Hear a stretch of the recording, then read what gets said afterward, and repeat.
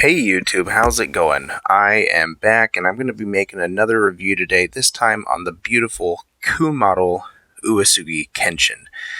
Now I realize that in a lot of my Coo Model reviews, I always talk about how there is some inherent skill involved with getting these figures ready for display. But more often than not, I don't really show the struggles of getting them all set up.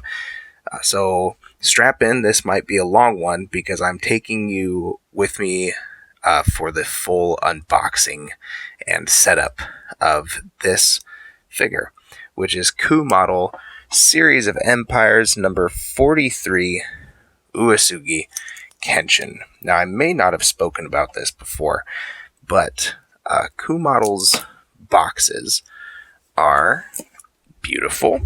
However, I'm not a box collector. I'm an action figure collector, so I really don't care about that too much. But yeah, the presentation, it's always there. These figures always look good, and they're always a bit of an experience to open up. I apologize, I'm trying to get the camera set up fairly well, because I know already that I'm going to need two hands available if I'm going to be doing this on camera. One moment, I need to find a knife real quick so I can get the little sticker off this box here. There we go. Alright, wow, this is actually really nice. And I think Takeda Shingen might have came with something quite like this, but if it'll fit in the small,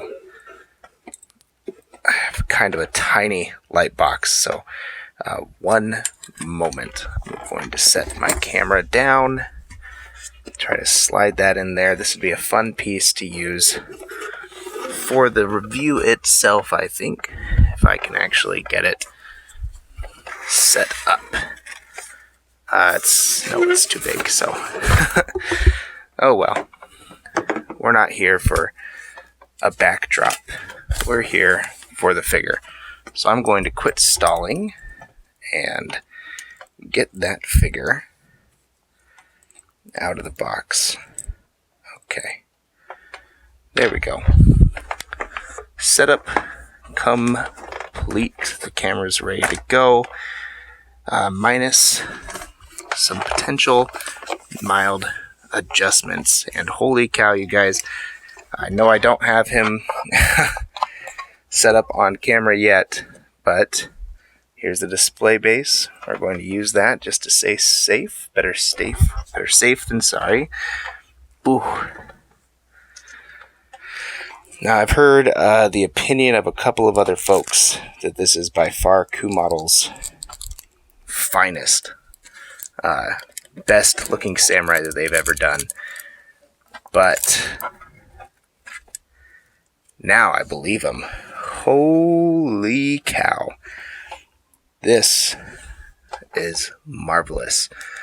So I'm going to take that wrapper off the head there, come in here, and for the sake of doing this all easily on camera, just snip that rubber band off. Figure out how the heck to get it. Looks like it's hooked on his armor. There we go. Just fold it into one of the plates there. That'll just slide off. And here we go. We are all set. So, first impression, right out of the box. Takeda Shingen was an absolutely incredible figure. His armor was, boisterous, it's loud, it's detailed. But one thing that I haven't seen yet from Coo Model is when they come in here and do all the individual stitching through the armor. Shingen just had one solid plate with a picture on it, so that wasn't necessary. The DID Oda Nobunaga that I had similar work, stitching throughout all the armor, but my gosh, this Coo Model is just fine work, and that is Wow, that is incredible. So it's really not going to hinder his articulation too much. All of these plates move very naturally. All those flaps, they're moving around unhindered because of the stitching. And it's all multiple colors, multiple different kinds of stitching. It's very, very vibrant, as would a samurai's armor have been. They didn't have very modest armors, did they? No. I'm going to pick this up. There we go. Because that was folded. Caught on the crotch grabber. Wanted to fix it. So, where am I going to start with this guy? Let's get his tachi out of the box. And yes, I do believe this is a tachi, not a katana, because of how it is mounted. Here's the sword, very similar to the one that came with Takeda Shingen. This is a blade down, is how this one's meant to be mounted, and it's a little bit longer than a katana. Therefore, it is a tachi. Looks good.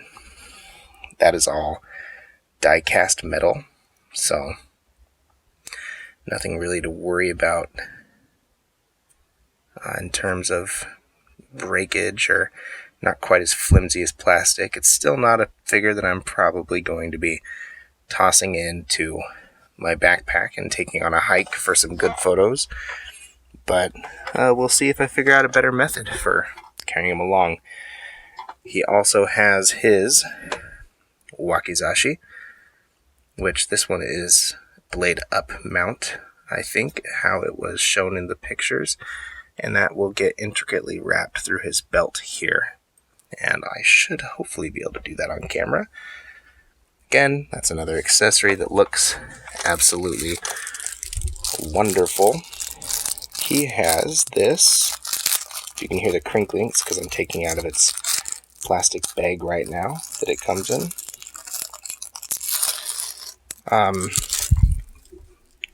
His little, this isn't a war fan, so Shingen came with a war fan. This is more of a pom-pom. I don't know, but probably something that he would use to direct his troops in battle. And I do actually like this a lot more than Takeda Shingen's war fan. It's just a little more intricate, little flower on top there. The little frillies. That's cool. I don't know if I'll display him with it, but I'm sure I can find a spot to prop that up on display in the back. He has his little mask here that would cover his face once I get the helmet on. If I decide to display him with the helmet, then he has this little collar piece down here for some additional neck protection. Here is his big, badass samurai helmet. Get that out of the bag there. And this thing is huge. My goodness. There we go. All those, again, individual stitching going all the way through there. There's the ropes to tie that helmet on. Oh yeah, that is a nice looking piece. I don't know, so I'm kind of torn on how to display him, because I have a lot of samurais with their kabutos already in display, and Uesugi Kenshin comes with alternative headdress, which I do think would be unique on display, but it's not quite as eye-catching as his helmet. So I haven't decided if I'm going to commit to using that or this. Here we go. He has this little turban style of head wrap, so this looks pretty easy to put on. I'll actually do it on camera real quick, then we can get a feel So Uesugi Kenshin was a monk. There's not a whole lot that's unique about that because a lot of samurais would profess their commitment to a certain religion. I think Buddhism probably, but I'm not sure, so I'm not going to speak on that with totality. But that's going to take some fiddling. How do they do it? There, maybe that wraps all the way back there. Something kind of like this. However, Uesugi Kenshin was more well known for being a monk, probably on account of being the fourth-born son, I think, to the Uesugi family. So he was originally just going to be a monk, and that was going to be his lot in life. He had no expectations of anything growing up. That turban wrap looks good, but for the time being, let's take that off. Look at this, we're 10 minutes into the review, and I don't even have everything out of the box yet. I told you guys this was going to be a long one, and the final piece that you can have on his head, I need to find my knife again real quick here because it's all taped up. There we go.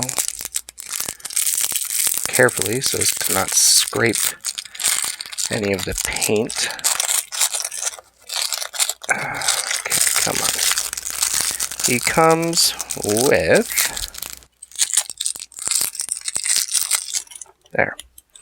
this little top knot ponytail that you can just slide into the back of his head. Where's the hole? There. I'm not going to worry about it too much right now. It's a very tight fit, but little ponytail just to give him that traditional kind of top knot look. And finally, he comes with the samurai vest, which might end up looking really good on the figure. I rarely ever display them with the vest just because it covers up the beautiful armor. But we'll see. We'll give it a shot here today, I think. Alright, so first things first, let's get his wakizashi mounted. So we're going to go over to this side. I'm going to lift, actually, you know what? I'm going to pick out which hand sculpts I want. So I'm going to use a right gripping hand for display here, and a left sort of relaxed hand. That's going to be my plan. And you'll see why I've decided to do the hand sculpts first. These things have little straps in there so that you can have the armor sit very fleshly to the figure and wrap around the hands accurately. And they never come out of the box wearing them. And once you change them, at least on these newer Coo Model figures where the hand armor is all attached to everything else, once you get the hand in there the way that you want it, that's, for me at least, the way it's going to be. I'm not going to be there. I got to give myself a little bit of extra room.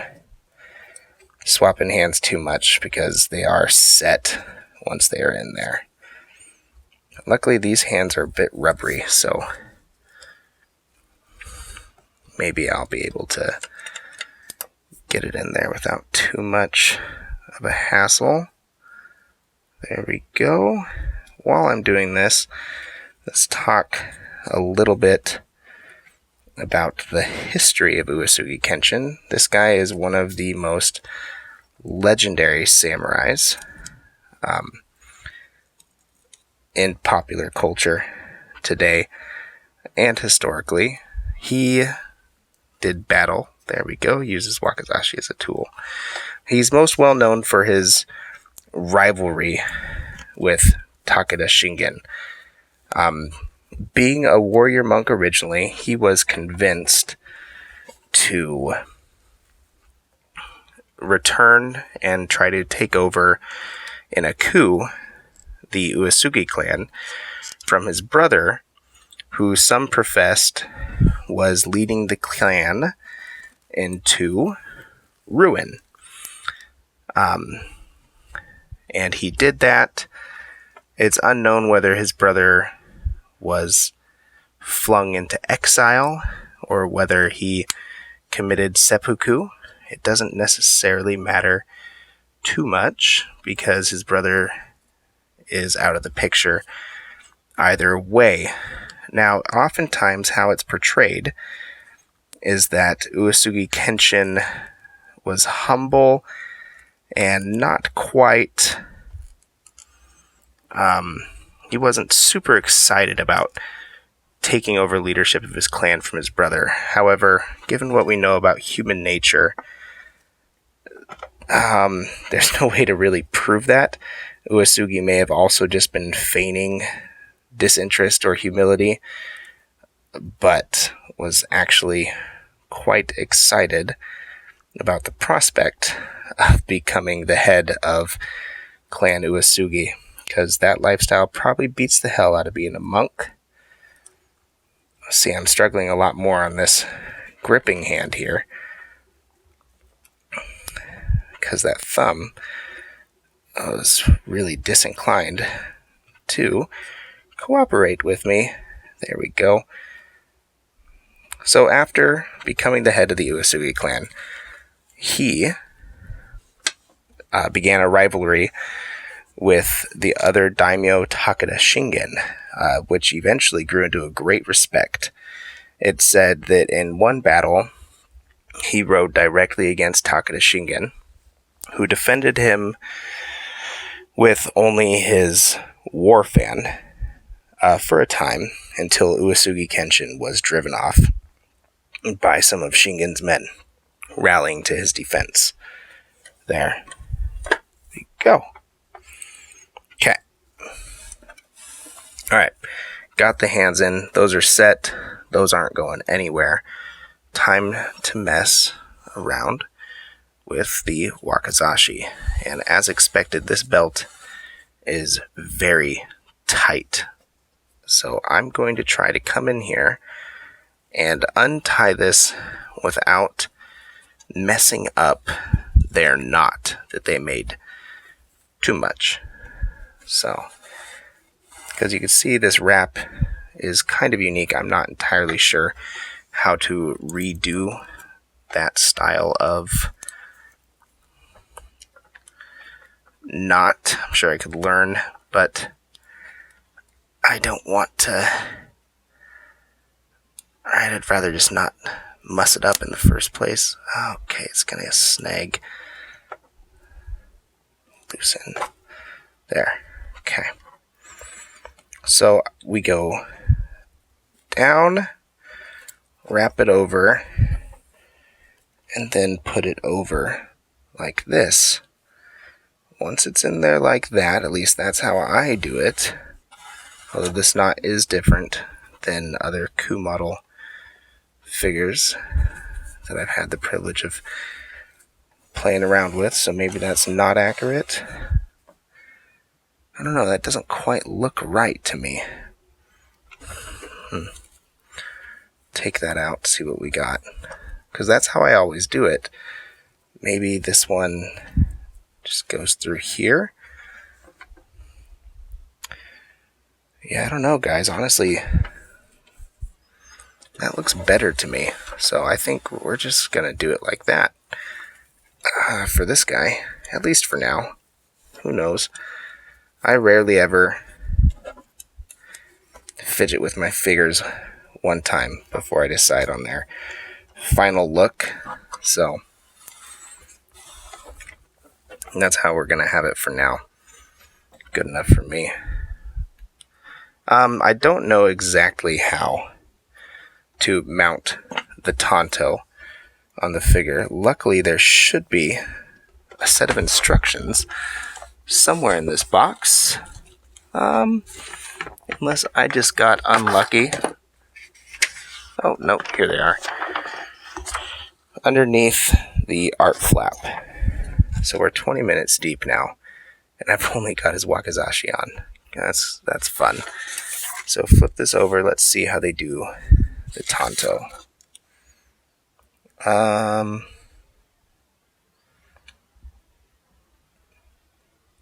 Yeah, okay. Looks like they just kind of wrap it around the waist and then tie it up in the back. So that's really not too bad. Wrap it around the waist. Normally I go back in with the strings and tuck it underneath the belt.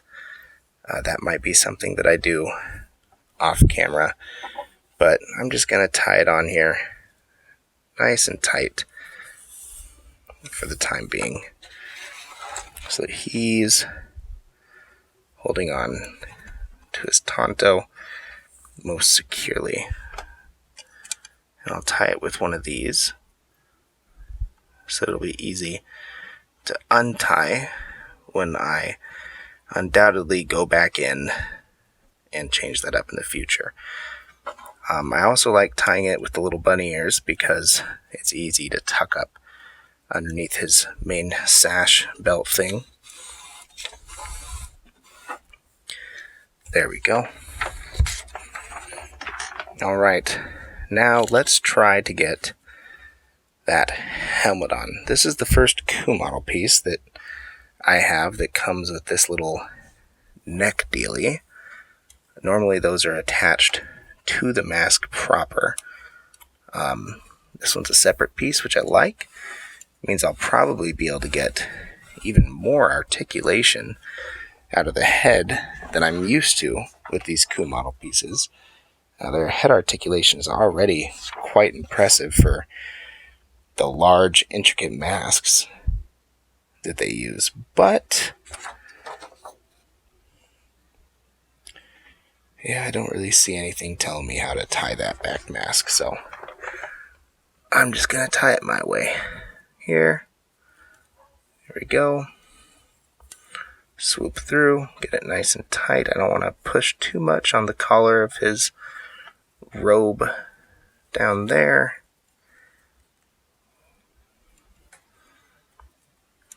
So the way I'm tying this is essentially just how you would tie any old pair of shoes.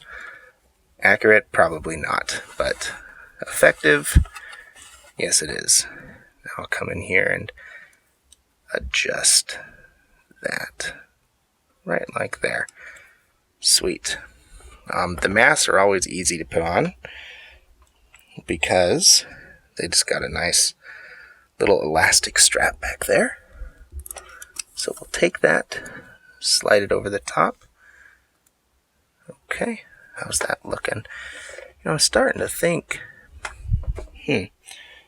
something I'm not quite sure about on that neck piece there. I think it's supposed to hang much lower. So what do I hinge this neck piece here to? I don't know. I'm going to have to look at some pictures of the figure itself online before I know exactly what to do with this neck piece. But let me show you the helmet real quick, because I figured out how to do their helmets. It is included in the instructions, but there. So I like to put that helmet on there, get a feel for how it's going to hang. Okay.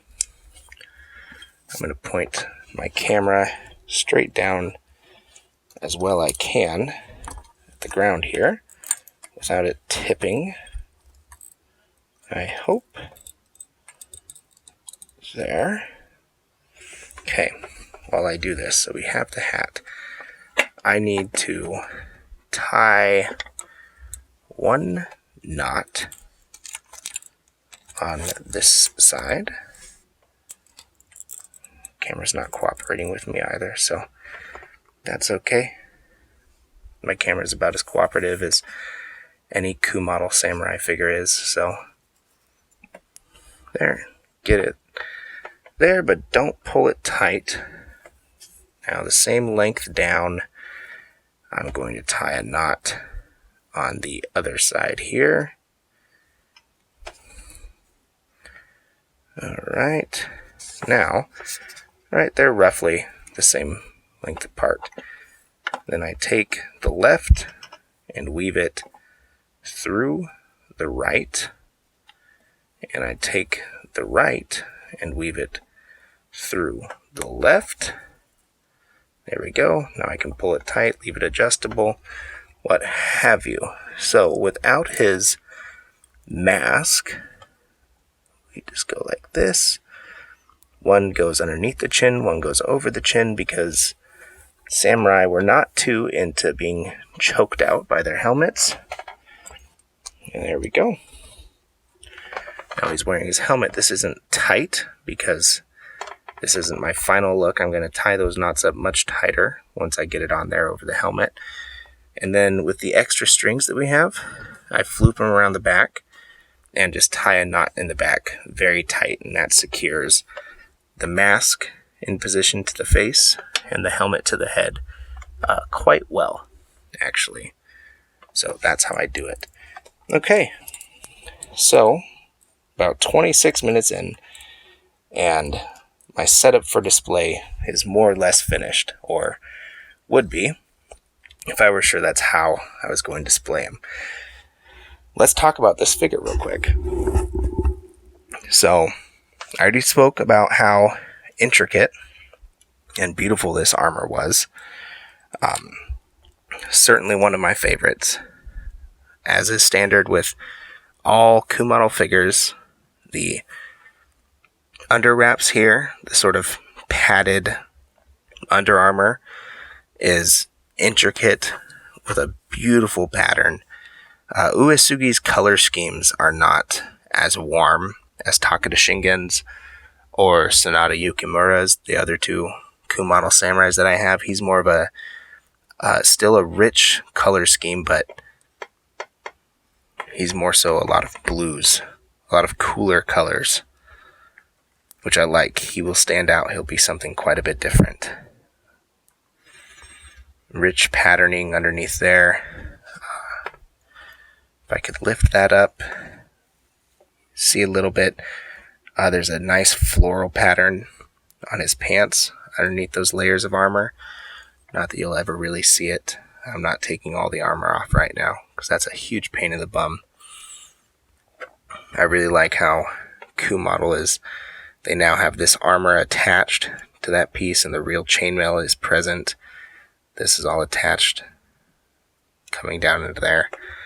This guy looks awesome. This is one of my favorite Coo Model Samurais, hands down. He will look incredible on the shelf once I get him put up there.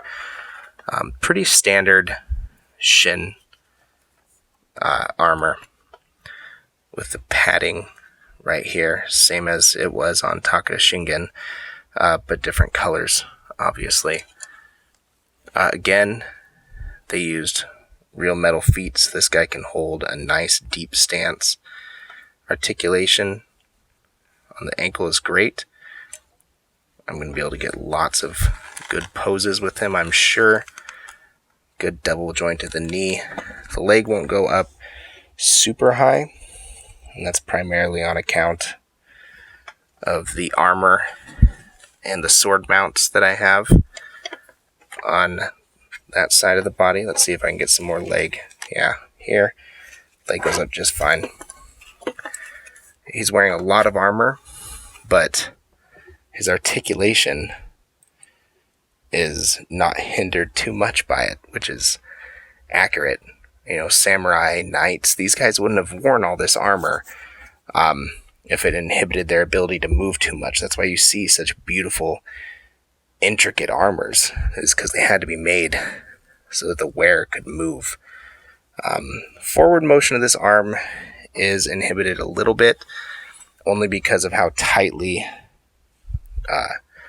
bound the undersuit is. I could go in there and loosen that if I wanted to, but I'm not going to, because this is plenty of motion for me. Massive double joint range of motion right there. That's not going to be a problem at all. Get that arm down. See how far I can get that arm to come out to the sides. Boom, right there. Again, that's great. That's plenty of articulation. This guy looks good. He poses well. This figure is the full meal deal. This is certainly going to be one of the finest and most eye-catching samurais in my display. I'm going to end this off with a quick little sword holding pose. The reason I went with the open hand on this side is because it's easier to get a sword holding pose, kind of a relaxed one, when I can just have it open and hanging sort of loosely off the blade, as opposed to fully grabbing it. Shingen, I have 2 gripping hands on there, and that's fine, but maybe I should have done the gripping hand, but it is much too late now. There. Get a little bend like that. Get that wrapped around the blade there. Boom. There we go. Alright guys, this has been my review of Coo Model's Uesugi Kenshin. I know it's a little bit of a longer review, but I wanted to share with you the process of getting these guys ready for display. I'm not quite done yet because I didn't really do too much permanently, but now I'm going to go in there off camera and really put the final touches, decide which headwear I want him wearing in the display case, and all that sort of thing. So, if you have any questions or comments, please leave them down in the comment section below, or if you just want to talk about cool samurai figures, let me know. I'm always open and I'd love to respond to you guys. Okay, thanks for watching. Stay happy, stay healthy, and keep on collecting. Bye-bye.